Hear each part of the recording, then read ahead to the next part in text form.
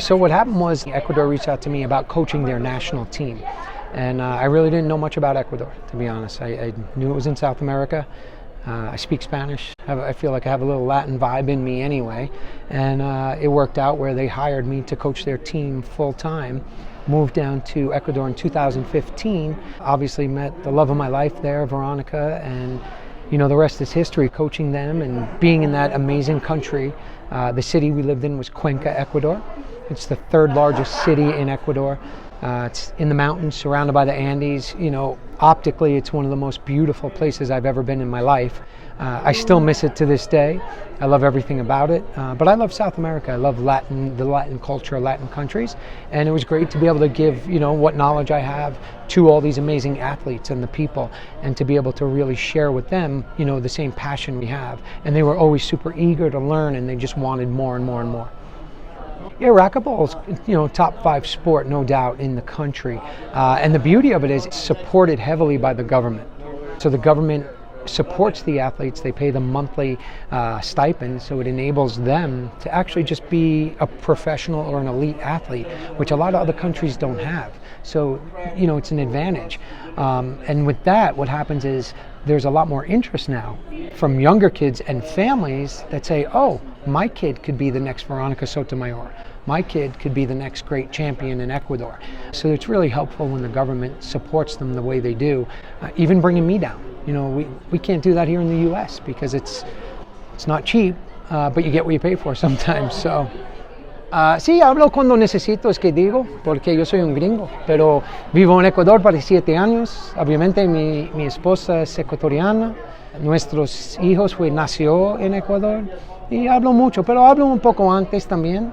Y creo que es muy importante que toda la gente y todo el mundo necesita hablar no solo inglés, pero español también. So, puedo. Cuando necesito, yo puedo. It affects it in many different ways, you know. Number one, I hate to leave my kids.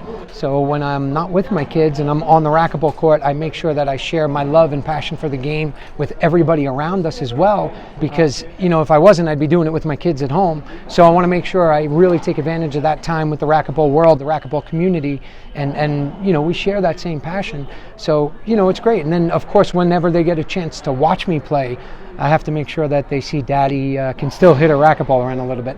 I'm 48. And how in mind or body?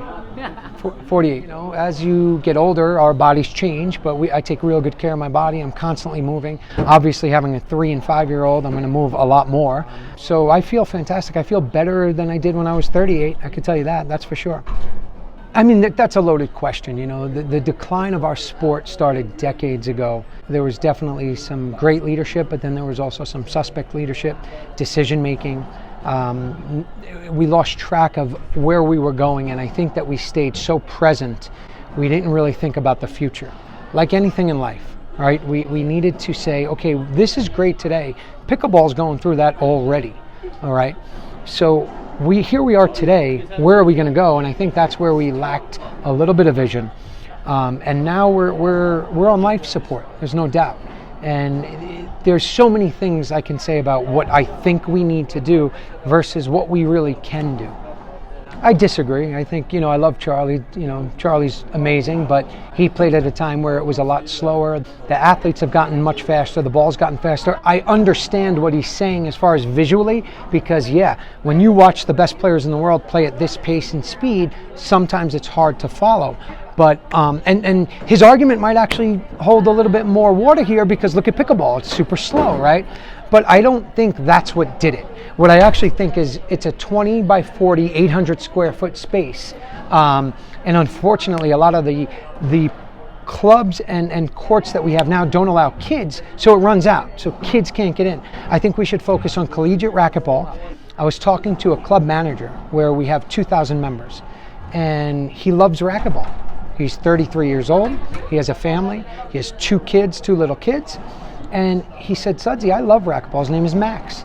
He said, but you know what your problem is? He goes, I don't play it, so why am I going to teach my kids to play it? And it was a great point, because if you look at a lot of players now, including the 2 on the court behind us, one being my wife, their parents played, so we played. Veronica and I are 2 beautiful kids. Do we and will we have them play? Probably. It just makes sense. So But does that run out? Where's the target market? I would like to really target and attack the collegiate level players that are coming out, starting to build a family, understand the benefits of racquetball, what it could do for them, not just physically, but mentally. And then if we can introduce them, bridge that gap, when they start their families, they're playing, they're going to do what we're doing. And then the cycle begins again.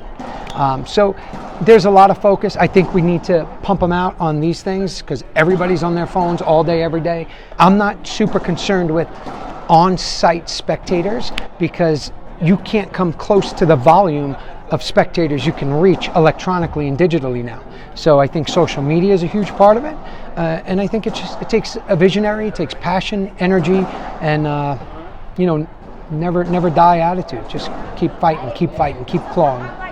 So Jason Mannino is a brother to me, best friend, grew up together. He's the reason why I really am in the sport. We were super competitive growing up, and Jason used to kick my ass, and I just didn't like that. I wanted to beat him. I was hyper competitive, born and raised in New York, and we just pushed each other all the time, made each other better. And how that happened was, his parents and my parents, they were part owners in a racquetball club, in multiple clubs in the Northeast area. So, we grew up in a racquetball club. We were constantly competing, and I said it in my Hall of Fame induction speech where, it just starts with one obstacle or one challenge, and that was it. Everything you know about me today in racquetball started because of my relationship with Jason Mannino.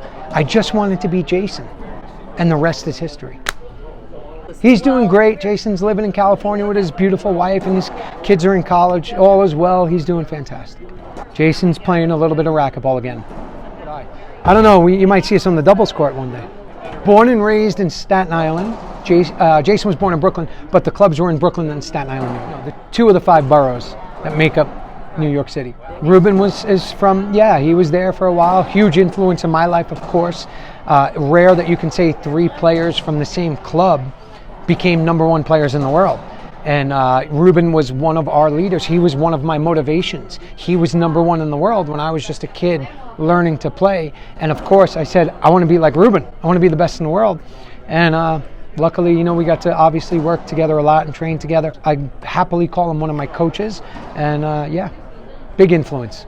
It's not about me. It's not for me because there is nothing for me and my brand in racquetball without racquetball in the courts. So I have to do everything I can to make sure that we as a sport continue to not only grow but just stay alive and be around and be relevant. And I feel that promoting is extremely important. The more I could push out there, the more anyone watching this can push out there, do it. The more racquetball people see, the better. We're not in a position right now as a sport to pick and choose who and when and where and what we can do. No, quite the opposite. Just get it out there. And when you see the racquetball we push out there, you're stepping into our lives, Veronica and I, and that's what we do. And we do it for everybody else. That's what we do it for. Okay, so that's just some people think it stands for Sudsy Monchik. It's actually Sotomayor Malo. No, just happened to be that, my wife's last name. Racquetball's my life. It's in my blood. I've been doing it since I'm 7. It's given me the greatest things in life. It's taken some things from me as well. But promoting racquetball is what it's all about. My brand or my name and likeness is irrelevant without racquetball. So sometimes that gets misconstrued, if that's the right word I want to say, where people do it for the gratitude of seeing people's reactions is what's important. Go out there, play racquetball, introduce it to people, put it on social media, do it to nauseam. Just make sure people hear the word, do whatever you can to have people see it, bomb it in their face, and explain the benefits to them, explain the physical and the mental benefits to them. And just don't give up. Keep fighting, keep playing.